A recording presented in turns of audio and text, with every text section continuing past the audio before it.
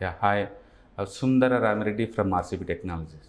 రీసెంట్‌గా ఎన్ఎస్‌సి వాళ్ళు 2 కొత్త ఇండెక్స్‌లు మల్టీ అసెట్ క్లాస్ ఇండెక్స్‌లని లాంచ్ చేశారండి. ఒకటి equity, debt and arbitrage and real estate investment and infrastructure investment trust అనమాట. సో ఈ 4 అసెట్ క్లాసుల్లో పెట్టే మల్టీ అసెట్ ఇండెక్స్ ఒకటి లాంచ్ చేశారు. ఇంకొకటేమో equity and arbitrage and real estate investment and infrastructure investment పెట్టే index. Okay, so 2 multi asset class ఇండిసెస్ని launch చేశారు. అయితే ఇంకా ఇవి ఏఎంసీ కంపెనీ వాళ్ళు కూడా ఇంకా ఈటీఎఫ్ లాగా ఇండెక్స్ ఫండ్ లాగా లాంచ్ చేయలేదండి. బట్ ఫ్యూచర్లో లాంచ్ చేసే స్కోప్ ఎక్కువ ఉంటుంది.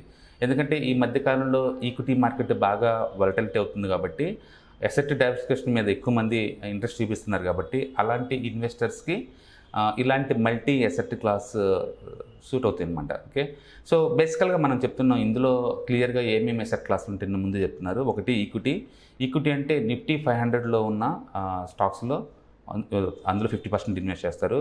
రెండోది డెట్ ఉందనుకోండి, డెట్లో 20%. ఆర్బిట్రేజ్ అంటే నిఫ్టీ 50లో ఏదైనా ఆర్బిట్రేషన్ ఆపర్చునిటీస్ కనుక్కుంటే అందులో ఇన్వెస్ట్ చేస్తారు. మిగతా మనీ 10% ఏమో real estate investment trust and infrastructure ట్రస్ట్లో పెడతారు. అట్లా ఇవి ఒక అసెట్ క్లాస్ అనమాట. ఇంకొకటేమో అచ్చం ఈక్విటీలో 50% అండ్ ఆర్బిట్రేషన్లో ఐ థింక్ 40%, 10% ఏమో real estate investment trust and infrastructure ట్రస్ట్లో పెడతారు.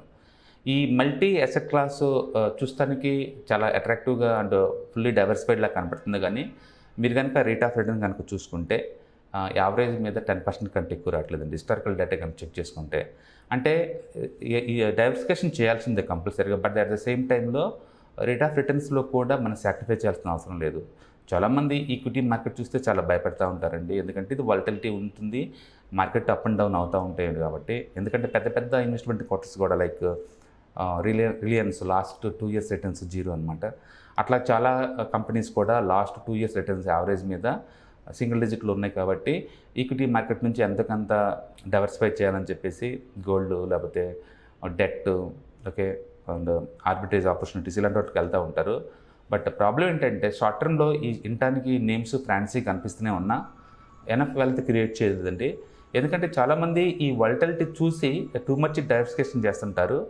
డైవర్సిఫికేషన్ అనేది కంపల్సరీగా ఉండాలి, కానీ అది మన రేట్ ఆఫ్ రిటర్న్ తగ్గించేలాగా ఉండకూడదు. ఓకే, ఫర్ ఎగ్జాంపుల్ నేను ఇక్కడ చూసామనుకోండి, ఆర్బిట్రేజ్ ఆపర్చునిటీ ఫండ్ చూస్తాను చాలా ఫ్యాన్సీ నేమ్స్లో కనపడుతున్నా మీకు 8-10% కంటే రిటర్న్స్ రావండి.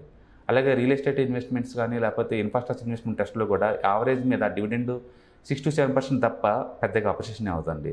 డెట్ ఫండ్స్ మీకు తెలిసిందే, దాని నుంచి మనం ఎక్స్పెక్ట్ చేయలేము. అంటే ఓవరాల్గా 50% మనీ ఏమో నాన్ ఈక్విటీ, 50% ఏమో ఫుల్లీ ఈక్విటీ మీద పెడుతున్నారు. బట్ ఈక్విటీలో వాలటిలిటీ ఎక్కువ ఉన్నా సరే ఏదో ఒక రోజు మార్కెట్ ఆల్ టైమ్ హైలో వచ్చినప్పుడు మీరు బయటకు వెళ్ళి ప్లాన్ చేసుకుంటే కనుక వాలటిలిటీ మంచిదేనండి. ఎందుకంటే తక్కువ రేటుకి ఎక్కువ స్టాక్స్ కానీ లేదా యూనిట్స్ కానీ కొనుక్కునే ఛాన్స్ అనమాట. కాబట్టి వాలటిలిటీకి భయపడి అది టూ మచ్గా తక్కువ రిటర్న్స్ వచ్చే ఈ అసెట్ క్లాస్కి మనం డైవర్సిఫై చేస్తే రేట్ ఆఫ్ రిటర్న్ తక్కువ వచ్చే ఛాన్స్ ఉందన్నమాట. సో ఇప్పుడు ఈ డెవలప్ చేసిన వీళ్ళు ఈ 2 ఇండెక్స్ హిస్టారికల్ డేటా కనుక చూస్తుంటే మీకు యావరేజ్ మీద 10% వస్తుందండి. యావరేజ్ మీద 10% వస్తుంది. కాబట్టి మనం మల్టీ అసెట్ క్లాస్ అని చెప్పేసి గొప్పగా చెప్పుకున్నా మీకు యావరేజ్ మీద వస్తుంది 10%. రేట్ ఆఫ్ రిటర్న్ చాలా తగ్గిపోతుంది అనమాట. అదే మనం స్మాల్ క్యాప్ వాటి చూసినా లేకపోతే నిఫ్టీ చూసినా లేదా జూనియర్ నిఫ్టీ చూసినా లేకపోతే లార్జ్ క్యాప్ 100 ETF చూసినా ఇంకా చాలా ఉన్నాయి. లైక్ వాల్యూ 20, నిఫ్టీ 50 వాల్యూ 20 చూసినా, మిడ్ క్యాప్ 150 మూమెంటం 50 చూసినా, ఇలాంటి వాటిలో ఇండెక్స్లో ఏంటంటే యావరేజ్ మీద మీకు 20% వస్తున్నాయి అక్కడ నీకు యావరేజ్ మీద. సో వాటితో పోల్చుకుంటే చాలా తక్కువ. ఓకే, అందుకని వాలటిలిటీ అనే ఒక భయంతో మీరు టూ మచ్ అండర్ పర్ఫార్మెన్స్ ఉన్న అసెట్ క్లాస్కి డైవర్సిఫికేషన్ చేయడం ద్వారా రేట్ ఆఫ్ రిటర్న్ తక్కువ వస్తుంది అనమాట. కాబట్టి ప్రతి ఇన్వెస్టర్ యూనిక్నెస్ ఉంటుంది. వాళ్ళు ఎంత రిస్క్ బేర్ చేస్తారు, ఎంత వాలటిలిటీ తట్టుకోగలుగుతారు, అండ్ రిస్క్ ప్రొఫైల్ ఎంత ఉంది, లైఫ్ సైకిల్లో వాళ్ళు ఎక్కడున్నారు, అంటే బ్యాచిలర్గా ఉన్నారా లేదా ఫ్యామిలీ మ్యాన్గా ఉన్నారా లేదా ఓల్డ్ ఏజ్ దగ్గరలో ఉన్నారా అన్న దాన్ని బట్టేసి ఈ డైవర్సిఫికేషన్ చేసుకోవాలి తప్ప ఫ్రాన్సీ నేమ్స్ చూసేసి ఈ మల్టీ అసెట్ క్లాసు చాలా బాగుంటుంది అలా చేయకూడదండి. ఓకే, హిస్టారికల్ డేటా చెక్ చేయండి. ఈ డేటా చెక్ చేస్తే మనకి యావరేజ్ రిటర్న్స్ వస్తుంది 10% అండి. అండ్ కాబట్టి మనకి అంత వర్త్ కానే కాదు. కాబట్టి మీరు కనుక నాలాగా అగ్రెసివ్ ఇన్వెస్టర్స్ కనుక అయితే okay, you do expect more than 20% per annum. 20% కన్నా మనం ఎక్కువ ఎక్స్పెక్ట్ చేయాల్సి ఉంటుంది. అలాంటి వాళ్ళకి ఈ అసెట్ క్లాసు అస్సలు సూట్ అవ్వదు. ఎందుకంటే హిస్టారికల్గా ఎప్పుడు కూడా ఇది అంత అమౌంట్ ఇవ్వలేదు. కాబట్టి మీరు ఒక 10% ఎక్స్పెక్ట్ చేస్తుంటే అండ్ ఈక్విటీ మార్కెట్లో too much up and downs bear చేసేలా పోతుంటే ఇంత వాలటిలిటీ నాకు వద్దు అనుకున్నప్పుడు అలాంటి వాళ్ళకి తీసుకోండి. సో మీకు 2 చాయిస్ ఇచ్చారు.